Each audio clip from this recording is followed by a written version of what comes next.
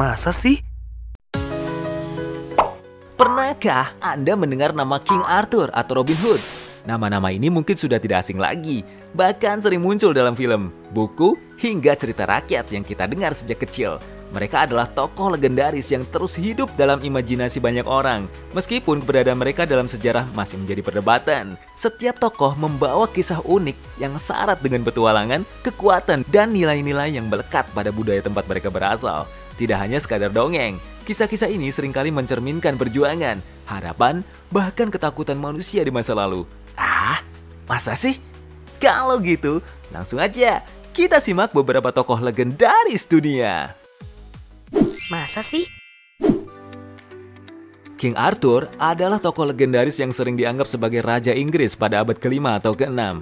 Meskipun keberadaannya dalam sejarah masih menjadi perdebatan, cerita tentang dirinya pertama kali populer melalui karya Geoffrey of Monmouth, Historia Regum Britanniae, atau Sejarah Raja-Raja Britania, yang ditulis pada abad ke-12. Arthur digambarkan sebagai pemimpin yang bijaksana dan tangguh, memimpin perlawanan melawan invasi Saxons. Ia sering dipandang sebagai simbol kepahlawanan dan keadilan yang kisahnya diwariskan dari generasi ke generasi melalui legenda. Kisah King Arthur tidak bisa dipisahkan dari kerajaan legendarisnya Camelot. Disinilah ia memerintah dengan kebijaksanaan dan mendirikan meja bundar, tempat para kesatria berkumpul untuk membahas berbagai hal secara setara. Meja bundar melambangkan keadilan dan persatuan, serta menjadi wadah bagi para kesatria terkenal seperti Sir Lancelot, Sir Gawain, dan Sir Galahad. Camelot dan meja bundar menjadi simbol kejayaan dan idealisme yang menjadikan Arthur seorang pemimpin legendaris. Salah satu elemen paling ikonik dari kisah King Arthur adalah pedang legendarisnya, Excalibur. Pedang ini sering dikaitkan dengan kekuatan magis dan legitimasi kepemimpinan Arthur. Dalam beberapa versi legenda, Excalibur diberikan oleh Lady of the Lake. Sementara dalam versi lain, Arthur mencabutnya dari batu, membuktikan dirinya sebagai raja yang sah. Excalibur menjadi lambang kekuatan, keadilan, dan perlindungan bagi kerajaan Camelot. Meskipun hidupnya dimulai dengan kemegahan, akhir kisah King Arthur dipenuhi tragedi, pengkhianatan Sir Lancelot, dan hubungan terlarang dengan Ratu Guinevere menyebabkan kehancuran Camelot. Konflik terbesar Arthur adalah pertempurannya dengan Mordred, keponakannya sendiri dalam perang Camlan. Meskipun Arthur berhasil membunuh Mordred, ia sendiri terluka parah. Legenda menyebutkan bahwa ia dibawa ke Pulau Avalon untuk disembuhkan, meninggalkan keyakinan bahwa ia akan kembali ketika Inggris sangat membutuhkannya. King Arthur terus menjadi tokoh yang berpengaruh dalam budaya populer seperti buku, film, dan serial televisi, termasuk Excalibur di tahun 1981 dan King Arthur Legend of the Sword di tahun 2017. Serial seperti Merlin di tahun 2008 sampai dengan 2012 juga menghidupkan kembali legenda ini untuk generasi modern.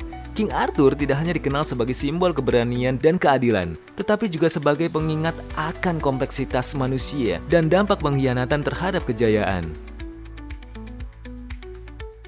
Masa sih? Dracula adalah tokoh legendaris yang berasal dari kisah vampir dalam tradisi Eropa Timur.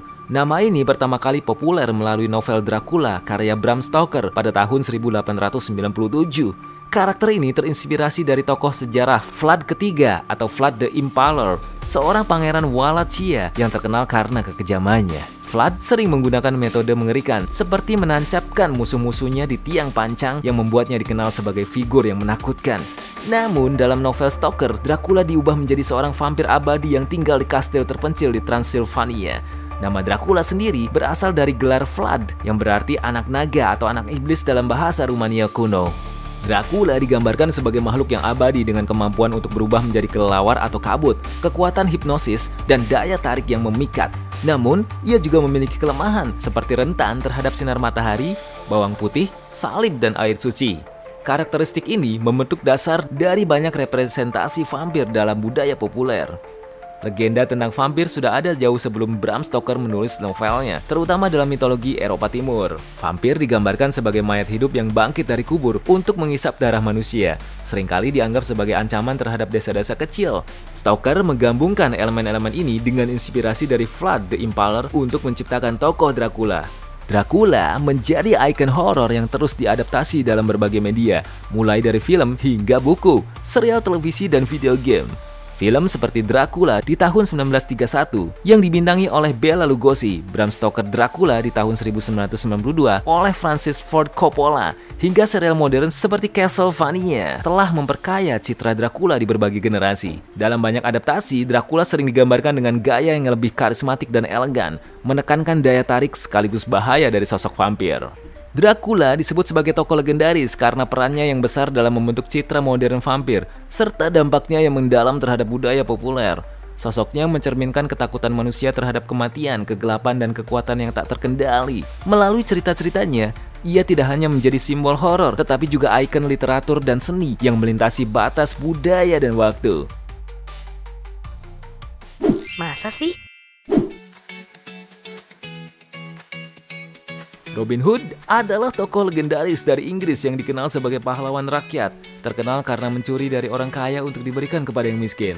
Asal-usul Robin Hood tidak tercatat secara pasti dalam sejarah, tetapi kisah-kisah tentang dirinya mulai populer pada abad ke-13 dan ke-14. Dalam berbagai balada, Robin Hood digambarkan sebagai seorang pelarian yang melawan ketidakadilan pemerintah dan para bangsawan serakah di bawah pemerintahan Raja John atau Raja Richard I. Ia beroperasi dari hutan Sherwood, sebuah tempat yang digambarkan penuh misteri dan strategis sebagai markasnya. Robin Hood dikenal sebagai pemanah yang sangat mahir, hingga sering disebut sebagai pemanah terbaik di seluruh Inggris. Bersama kelompoknya yang dikenal sebagai Merry Men, ia berjuang melawan tirani dan memperjuangkan keadilan bagi rakyat yang tertindas. Anggota Merry Men termasuk tokoh-tokoh terkenal seperti Little John, Friar Tuck, dan Maid Marian. Legenda Robin Hood mencerminkan perjuangan rakyat kecil melawan ketidakadilan sosial. Kisah-kisah ini tidak hanya mencerminkan ketegangan sosial pada masa itu, tetapi juga memberikan harapan kepada rakyat biasa bahwa keadilan bisa ditegakkan meskipun melawan kekuatan yang lebih besar. Robin Hood dianggap sebagai lambang perlawanan terhadap keserakahan dan penyalahgunaan kekuasaan, menjadikannya pahlawan rakyat sepanjang zaman. Robin Hood telah menjadi salah satu tokoh legendaris paling terkenal di dunia dengan banyak adaptasi dalam buku, film, dan media lainnya. Beberapa film terkenal seperti The Adventures of Robin Hood di tahun 1938, Robin Hood, Prince of Thieves di tahun 1991, dan animasi Disney Robin Hood di tahun 1973 memberikan interpretasi yang berbeda tentang karakternya. Serial televisi dan novel juga terus menghidupkan kisah Robin Hood, menampilkan berbagai versi dari kehidupannya yang penuh petualangan. Meskipun asal-usulnya masih diperdebatkan, legenda tentang dirinya telah menjadi bagian penting dari budaya Inggris dan dunia. Robin Hood adalah simbol perlawanan terhadap ketidakadilan sosial dan harapan bagi mereka yang tertindas. Melalui kisahnya, ia memberikan pelajaran bahwa kekuatan moral dan keberanian individu dapat membawa perubahan, menjadikannya sosok inspiratif yang terus hidup dalam imajinasi.